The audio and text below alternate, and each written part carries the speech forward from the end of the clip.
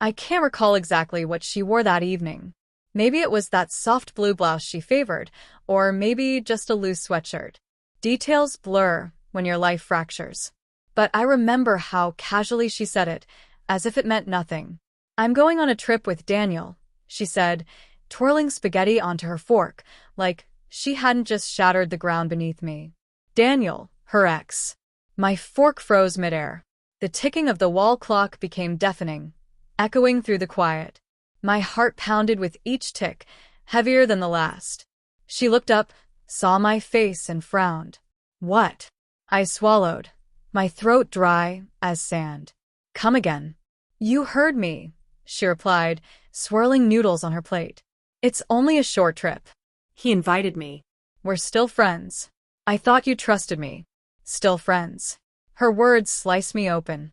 I had always known Daniel lingered in her life, a ghost she never fully let go of. But a trip with him? I forced my voice to remain steady, calm over my racing heartbeat. Calm. Quiet. Firm. The three words hovered in the air.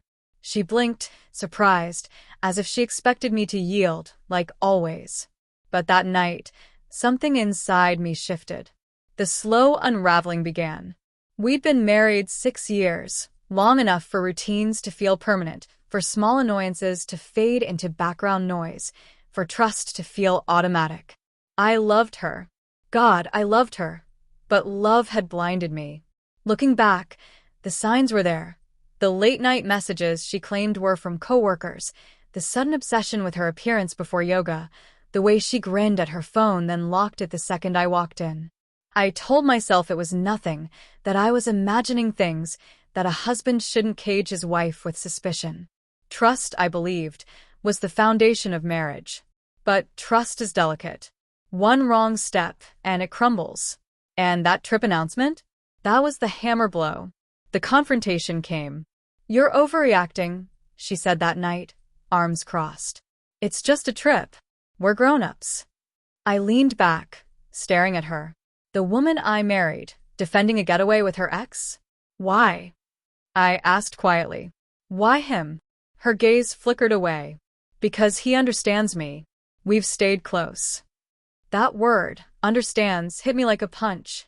Wasn't I supposed to be the one who understood her? "Are you sleeping with him?" My voice stayed calm, but my hands shook under the table. She hesitated, a flicker of guilt crossing her face, then shook her head. "No, don't be ridiculous." But the pause said everything. I didn't press. Not yet. I already knew. In the following weeks, I watched quietly.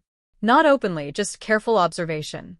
She guarded her phone, as if it held state secrets. Late nights at work became routine, though she never seemed tired. Once, thinking I was asleep, I caught her whispering into the phone, soft and intimate. Phone bills revealed numbers I didn't recognize. Daniel's number, again and again. I wanted to scream, demand answers, but a part of me told me to wait, to gather proof, to remain calm. Betrayal doesn't just destroy love, it demands strategy. The breaking point arrived one evening. She came home glowing, radiant, the kind of smile I hadn't seen in months. Tossing her purse on the couch, she twirled in the kitchen. "What's got you so happy?" I asked, my voice colder than intended. She paused. "Daniel and I booked the tickets." I laughed, bitter, sharp. "So that's it. You didn't even care what I thought." Her smile faltered. "You don't own me. I'm allowed to have friends." "Friends don't book romantic getaways together," I shot back. Her face reddened. "You're being controlling, jealous, unattractive." Something inside me snapped. "I'm done." Her eyes widened. "What do you mean? You want Daniel?" "Take him." "But you won't have me too." That night, I moved into the guest room. She tried to twist the story. "You're overreacting. You're paranoid. You're throwing our marriage away." Every word pushed me further away. The next morning, I called a lawyer. Methodical. My wife grew desperate, pleading, crying, promising nothing physical had happened. But I had already seen the truth in her hesitation, her eyes, the small smile she couldn't hide after being with him. She had left long before I spoke. 2 weeks later, a mutual friend slid a manila envelope across a cafe table. Inside, photos. Her and Daniel, hand in hand, kissing, checking into a hotel. My hands shook. "I thought you should know," the friend said softly. I nodded. Rage, grief, relief, all roared inside me. When I confronted her, she broke. No more lies, no more excuses, just sobs and whispered apologies. "It was a mistake," she said, clutching my arm.